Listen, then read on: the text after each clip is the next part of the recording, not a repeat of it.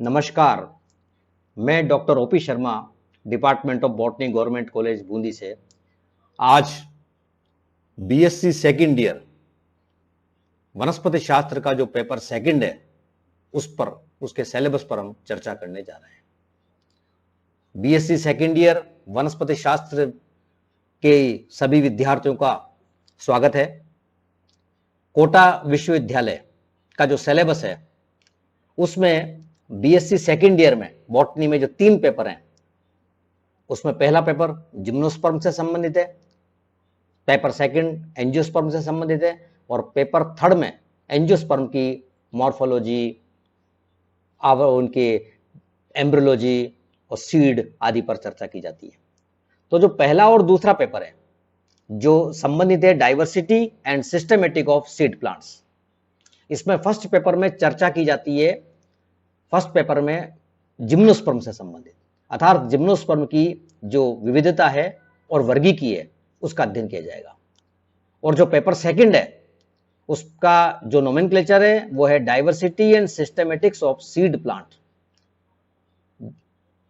उसमें हम एंजियोस्पर्म चर्चा करेंगे, एंजियोस्पर्म पात्रों की जो विविधता है और वर्गीकीय है उसमें। तो टैक्सोनॉमी ऑफ एंजियोस्पर्म्स ये हमारा सेकंड पेपर है जिसमें हम सामान्य बातें जानेंगे टैक्सोनॉमी संबंधित, उसकी जो फैमिली है, बहुत सारे पादप कुल हैं, महत्वपूर्ण कुल, उन पर चर्चा की जाएगी, उनसे संबंधित ये पेपर आपके संबंधित है। तो आज हम एक सिलेबस पर एक चर्चा करेंगे कि किस प्रकार से आपको पढ़ाई करनी है। 5 यूनिट के अंदर ये पेपर डिवाइड है। उन 5 यूनिट के अंदर फर्स्ट से 5th यूनिट तक क्या क्या हमको पढ़ना है वो हम यहां पर डिस्कस करेंगे। सबसे पहले हम देख रहे हैं यूनिट फर्स्ट। यूनिट फर्स्ट जो है वो संबंधित है किस प्रकार से आवर्त बीजों का उत्पत्ति हुई, विकास हुआ, और उसमें जो प्रिमिटिव फैमिली है जिनको इवोल्यूशन की लाइन के अंदर हम मानते हैं कि ये आद्य कुल हैं अर्थात प्रिमिटिव एंजियोस्पर्म्स माने जाते हैं, उन पर भी चर्चा की जाएगी। उनमें सबसे महत्वपूर्ण जो एक गण है वो है रेनेलिस का। तो इसका यूनिट फर्स्ट में पढ़ेंगे आप origin and evolution of angiosperms and some examples of primitive angiosperm and Ranales. तो ये जो पहला हमने नाम देख रहे हैं यहां पर पहले पेपर का, पहले यूनिट का अंदर भी बहुत प्रिमिटिव से संबंधित यहां पर नाम दिया गया है। इसमें आवर्त बीजों के उद्भव और विकास इनसे संबंधित चर्चा यहां पर की जाती है कि आवर्त बीजी क्या हैं, आवर्त बीजों का परिचय यहां पर देना है, एंजियोस्पर्म के उत्पत्ति का समय क्या था, ओरिजिन ऑफ एंजियोस्पर्म्स क्या संभावित समय है वो यहां पर देखेंगे, इनकी उत्पत्ति का स्थान कौन सा है, time of origin of angiosperm, और उसके बाद ये बात की जाती है the place of origin of angiosperm अर्थात आवर्त बीजों की उत्पत्ति का स्थान क्या है। अलग अलग जो हैं टैक्सोनोमिस्ट अलग अलग मानते हैं कि ग्रीनलैंड से इनकी उत्पत्ति हुई या पैसिफिक आइलैंड इनका उत्पत्ति का स्रोत है। इस प्रकार से बहुत सारी जगह मानी जाती है कि यहां से उत्पत्ति आवर्त बीजों की हुई थी। उसके बाद इनका जो फॉसिल रिकॉर्ड है वो कैसा है, पॉसिबल एंसेस्टर्स कौन है, पूर्वज कौन है एंजियोस्पर्म के, आवर्त बीजों के, उन पे बहुत सारे जो वाद हैं उस सिद्धांतों की बात यहां पर की जाएगी। आवर्त बीजों की उत्पत्ति एक स्रोत से हुई है या एक से ज्यादा स्रोत से हुई है, आर एंजियोस्पर्म मोनोफाइलेटिक और पॉलीफाइलेटिक इन ओरिजिन, एंजियोस्पर्म का उद्भव एक स्रोतोद्भव हुई है या बहुस्रोतोद्भव हुई, इसकी चर्चा भी इस यूनिट के अंदर की जाएगी। यह भी आपको इसके अंदर पढ़ना है। और प्रिमिटिव एंजियोस्पर्म के क्या लक्षण हैं, क्या आदिम लक्षण हैं, किनको मानेंगे कि प्रिमिटिव कैरेक्टर्स हैं, वो आपको यहां पर पढ़ना है। कैसे इनका विकास हुआ, इवोल्यूशन हुआ, वो इनको पढ़ना है। और जो प्रिमिटिव एंजियोस्पर्म्स हैं उनके कुछ महत्वपूर्ण गण फैमिली यहां पर पढ़ेंगे। जैसे एक रेनेलिस हम नाम देख रहे हैं, रेनेलिस का जो एक बहुत महत्वपूर्ण माना जाता है प्रिमिटिव का, उसके क्या क्या लक्षण है, किस आधार पर हम कैरेक्टरिस्टिक फीचर क्या है रेनेलिस के, वो यहां पर हम पढ़ेंगे। उसमें कौन कौन सी फैमिली आती है वो अपन यहां पर आप पढ़ेंगे। तो इसमें जो महत्वपूर्ण फैमिली प्रिमिटिव एंजियोस्पर्म के अंदर जो पढ़ी जाएगी उनकी बात भी यहां पर करेंगे। जैसे रेननकुलेसी, मैग्नोलिएसी, एनोनेसी, निम्फिएसी, इन फैमिली को यहां पर हम पढ़ेंगे। विंट्रेसी, मैग्नोलिएसी, एनोनेसी, रेननकुलेसी, निम्फिएसी, तो इन फैमिली को भी डिस्कस यहां पर करेंगे, इनके प्रिमिटिव कैरेक्टर को मानते हैं। तो जो पहली यूनिट देख रहे हैं वो है ओरिजिन, उत्पत्ति से संबंधित और विकास से संबंधित, और प्रिमिटिव एंजियोस्पर्म इसके अंदर। उसके बाद आप देख रहे हैं यूनिट सेकंड, उसमें है आवर्त बीजों की उत्पत्ति संबंध, आवर्त बीजों के वर्गी की बात करते हैं, उनकी क्या इतिहास है टैक्सोनॉमी का, brief history, AIIMS and fundamental components, क्या उद्देश्य हैं और क्या मूलभूत घटक हैं, alpha taxonomy, omega taxonomy, taxonomy keys मतलब कुंजी, वर्गी की जो साहित्य टैक्सोनॉमिक लिटरेचर, वनस्पतिक नामकरण, आईएसबीएन के जो रूल्स हैं बॉटनिकल नोमेनक्लेचर संबंधित वो सारे, principle and rules, taxonomic rank, type concept, principle of priority अर्थात प्राथमिकता का सिद्धांत, ये जितने भी सिद्धांत है वो इनके अंदर यहां पर पढ़ेंगे। टैक्सोनॉमी के क्या उद्देश्य है ये इसके अंदर पढ़े जाएंगे। फंडामेंटल कंपोनेंट्स क्या है, क्लासिफिकेशन, आइडेंटिफिकेशन और डिस्क्रिप्शन, नोमेनक्लेचर, फाइलोजेनी, इनको मानते हैं हम कि ये वर्गीकी के मौलिक घटक है, मूल सिद्धांत है, वो हम यहां पर उसके अंदर हमें यहां पर इनको देखना है। किस प्रकार से काम करते हैं, पहचान करते हैं, वर्णन करते हैं, नामकरण करते हैं, जातिवृत्ता का अध्ययन करते हैं, ये सब चीजें इसके अंदर शामिल है। ये जो यूनिट हम बात कर रहे हैं पादप नामकरण से संबंधित, इसमें टैक्सोनॉमिक की अर्थात वर्गी की कुंजियां, डाइकोटोमस की, पॉलीफाइलेटिक की, वो सब कुंजियां अपन यहां पर पढ़ेंगे। पुरानी रूढ़िवादी टैक्सोनॉमी को कहते हैं अल्फा टैक्सोनॉमी, जो केवल वर्गीकीय आधारित थी, मॉर्फोलॉजिकल कैरेक्टर्स पर आधारित थी। लेकिन जो आधुनिक वर्गीकीय वो है ओमेगा टैक्सोनॉमी अर्थात मॉडर्न टैक्सोनॉमी, वो जातिवृत्तिता पर आधारित है। उसमें हम तुलना करेंगे, वो बहुत सारी जो है जो है उस पर सिद्धांत पर आधारित है, मल्टीडिसिप्लिन पर आधारित है, तो वो है ओमेगा टैक्सोनॉमी, जिसमें हम बोटनी की अन्य साइंस का विज्ञान, अन्य जो विज्ञान है उनका अध्ययन भी इसके अंदर शामिल करेंगे, वो है ओमेगा टैक्सोनॉमी। ये उसके बाद आप पढ़ोगे वर्गीकीय साहित्य, flora, manual, monograph, botanical nomenclature बहुत महत्वपूर्ण है, किस प्रकार से आईएसबीएन ने नाम दिए वो सारे, उनके जितने भी सिद्धांत हैं वो सब आप यहां पर पढ़ेंगे। तो ये यूनिट सेकंड जो है ये एंजियोस्पर्म टैक्सोनॉमी की एक मूलभूत आधार यूनिट है। तीसरी जो हम देख रहे हैं यूनिट वो है क्लासिफिकेशन ऑफ एंजियोस्पर्म। इसमें जो महत्वपूर्ण वर्गीकरण के बाद हम बात करेंगे बेंथम हुकर का वर्गीकरण और एंगलर प्रिंटल का वर्गीकरण, वो दो वर्गीकरण इसके अंदर आएंगे। वर्गीकरण बहुत सारे हैं, लेकिन जो हमारे सिलेबस में प्रेस्क्राइब्ड है वो है बेंथम एंड हुकर का वर्गीकरण और एंगलर और प्रिंटल का वर्गीकरण। जब हम वर्गीकरण की बात करते हैं तो तीन प्रकार के वर्गीकरण हमारे सामने आते हैं, आर्टिफिशियल सिस्टम, नेचुरल सिस्टम और फाइलोजेनेटिक सिस्टम, अर्थात कृत्रिम पद्धतियां, प्राकृतिक पद्धतियां और जातिवृत्तीय पद्धतियां। कृत्रिम पद्धतियां जो बहुत पुरानी है, थियोफ्रस्टस का जो वर्गीकरण है वो इस पर आधारित है।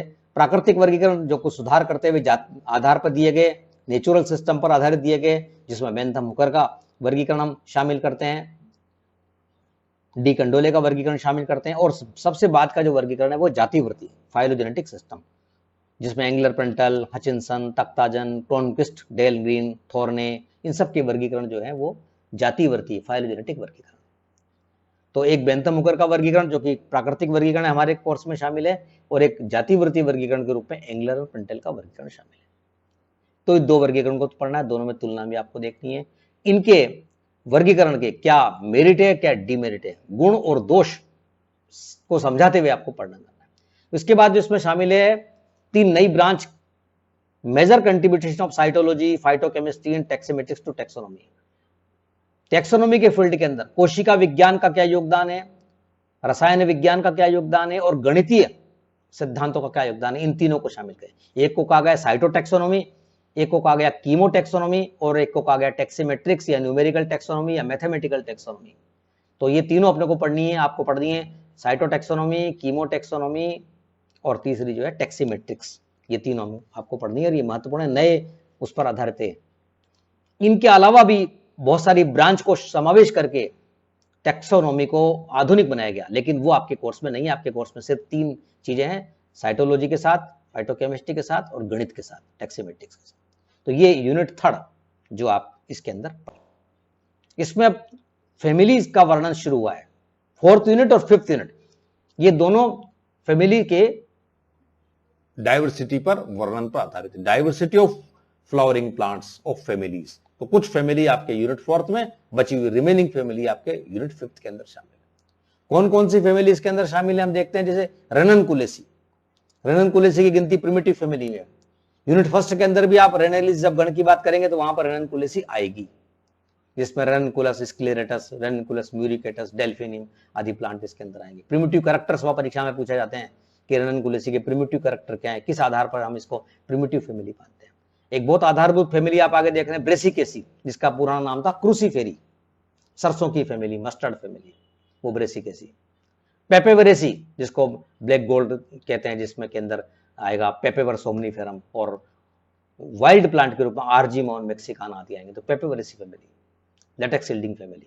कैपेरिडेसी, कैपेरिस पे आधारित जो फैमिली है। मालवेसी, ये भी 12th स्टैंडर्ड में आपने पढ़ी है। हिबिस्कस रोजा साइनेंसिस की, एल्थिया रोजिया की फैमिली जो है मालवेसी फैमिली। रूटेसी, नींबू वर्गीय फैमिली, ये इसलिए शामिल की गई उसके इसका आर्थिक महत्व बड़ा है, और नींबू वर्गीय फैमिलियां जितने भी सिट्रस वंश इसके अंदर प्रधान है, सिट्रस लाइमोन, सिट्रस साइनेंसिस, बहुत सारे आप इसके अंदर पढ़ेंगे रूटेसी। संतरा, नारंगी, माल्टा, चकोतरा, ये सब आप रूटेसी फैमिली के अंदर पढ़ेंगे, जिसमें विटामिन सी की प्रधानता होगी। फिर एक बड़ा कुल है फैबेसी। लेग्यूमिनोसी को 3 कुल में बांटा गया, पेपिलिनोसी, सिजलपिनियसी और माइमोसेसी, या सिजलपिनोइडी, माइमोसोइडी और पेपिलियोनेसी, वो आप इनके अंदर पढ़ेंगे। इनमें तुलना करनी है तीनों के अंदर, इनके जनरल कैरेक्टर्स लिखते हैं, इनका आर्थिक महत्व बहुत बड़ा है, वो अपने को पढ़ना है। और एक फैमिली लास्ट में है एपीएसी, जिसका पुराना नाम था अम्बेलिफेरी, जिसमें कंपाउंड अम्बेल अर्थात संयुक्त छत्रक पुष्पक्रम जिसके अंदर होगा, जिसके अंदर धनिया, सौंफ, ये सब प्लांट आएंगे, जिसके अंदर जो मसाले हैं जो खुशबू देंगे वो सब उनकी फैमिली एपीएसी। तो ये फैमिली है स्पाइसेस एंड कॉन्डिमेंट्स की, मसालों की फैमिली है एपीएसी, जो अपने को पढ़ना, जिसमें कंपाउंड अम्बेल संयुक्त छत्रक पुष्पक्रम जिसके अंदर पाया जाएगा। तो ये आपने देखा, इसमें कुछ फैमिलियां यूनिट 4 के अंदर शामिल है। इनकी पूरी रेंज ऑफ फ्लोरल कैरेक्टर्स पढ़ने हैं। रेंज ऑफ फ्लोरल कैरेक्टर्स का मतलब आपको सारा ही पढ़ना है। इसके अंदर पादप स्वभाव कैसा है, इन सबके रूट, स्टेम, लीव्स, इन्फ्लोरोसेंस, फिर इनके जो अंदर बाह्य दल, दल, पुमंग, जायांग, फ्रूट, पोलिनेशन का प्रकार, तो वो, उसके बाद पुष्प सूत्र, पुष्प चित्र, आर्थिक महत्व और जाति वृत्तिता, ये सब अध्ययन किया जाएगा इन फ्लावरिंग प्लांट की फैमिली का। उसके बाद लास्ट यूनिट 5th हम देख रहे हैं। इसके अंदर हमने कहा कि बची हुई जो फैमिली है उनके महत्वपूर्ण लक्षण, उनकी डाइवर्सिटी, उनकी रेंज ऑफ कैरेक्टर्स, उन सब का अध्ययन इसके अंदर पढ़ना है। उसमें जो फैमिली है जिसके नाम है, जैसे सबसे पहले ये आप देख रहे हैं इसमें एस्ट्रेसी, बहुत महत्वपूर्ण फैमिली है, बहुत बड़ा, जिसमें जेनेरा और स्पीशीज शामिल है, वर्ल्ड वाइड डिस्ट्रीब्यूशन है। ऑर्नामेंटल प्लांट सबसे ज्यादा इसी में इनके अंदर शामिल है। एस्ट्रेसी फैमिली, जिसका कि पुराना नाम था कंपोजिटी, जो सनफ्लावर, सूरजमुखी की फैमिली, हजारा, जीनिया, कोस्मोस, डहेलिया, ये सब सुंदर प्लांट इसके अंदर आएंगे कंपोजिटी फैमिली। जितने वाइल्ड प्लांट है, ऑर्नामेंटल प्लांट है, उतने ही वाइल्ड प्लांट भी इसके अंदर होंगे एस्ट्रेसी के अंदर। इसके अंदर जो है पुष्पक्रम जो है कैपिटुलम, मुंडक प्रकार का पुष्पक्रम होगा। रे फ्लोरेट, डिस्क फ्लोरेट, 2 प्रकार के पुष्पक इसके अंदर पाए जाएंगे। तो वो ये फैमिली एस्ट्रेसी जो 12th स्टैंडर्ड तक भी आपने पढ़ी होगी।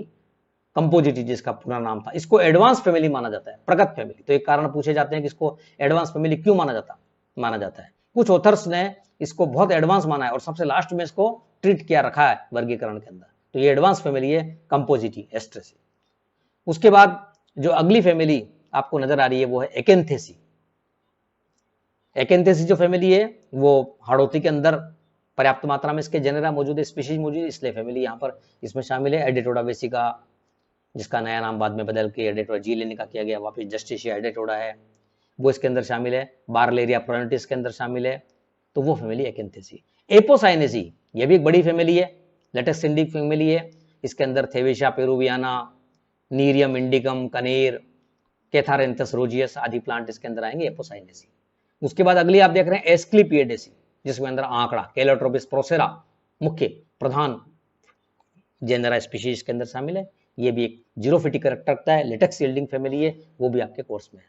सोलेनेसी, ये भी आपने 12th स्टैंडर्ड तक आपने पढ़ी, अध्ययन किया है इसका, जो कि ऑर्नामेंटल प्लांट भी इसके अंदर शामिल है और एडेबल प्लांट खाते भी हैं, आलूरी, वो इसके अंदर फैमिली सोलोनेसी, जिसके बहुत सारे इंपॉर्टेंट कैरेक्टर हैं।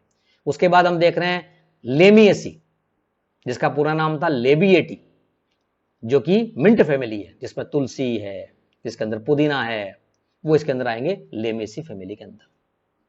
तो ये होली बेसिल फैमिली है, लेबिएटी पूरा नाम था, लेमेसी नाम कर दिया। इसका जो पुष्प क्रम है वो स्पेशल टाइप का वर्टिसिलास्टर, जिसको कहेंगे कूट चक्रक पुष्प क्रम, वो इसके अंदर पाया जाएगा लेमेसी फैमिली के अंदर। तो ये एक सुगंधित ऑर्नामेंटल उसकी फैमिली है जिसके अंदर की खुशबू आएगी। उसके बाद एमरेंथेसी, जिसमें वाइल्ड प्लांट भी है, कुछ को सब्जी के रूप में भी खाते हैं, वो एमरेंथेसी फैमिली है।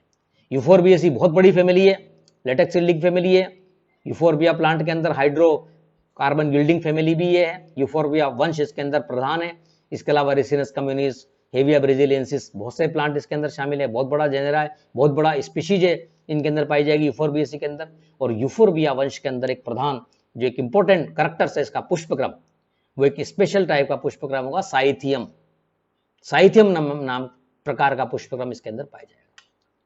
उसके बाद आप देख रहे हैं मोनोकोट में लिलियसी, प्याज की जो फैमिली है, प्याज लहसन की, एलियम की, वो इसके वो आपके शामिल की गई है। 12th स्टैंडर्ड तक आपने पढ़ी भी लिलियसी फैमिली, जिसमें ऑर्नामेंटल प्लांट भी है, जिसमें मेडिसिनल प्लांट भी है, और जिसमें खाने योग्य एडेबल प्लांट भी इसमें शामिल है। और सबसे लास्ट में सबसे महत्वपूर्ण पोएसी फैमिली, जिसका पूरा नाम था ग्रेमिनी, जो कि घास की फैमिली है, जो सीरियल्स अनाज की फैमिली है, और जो सबसे इंपॉर्टेंट फैमिली है, सबसे एडवांस फैमिली है।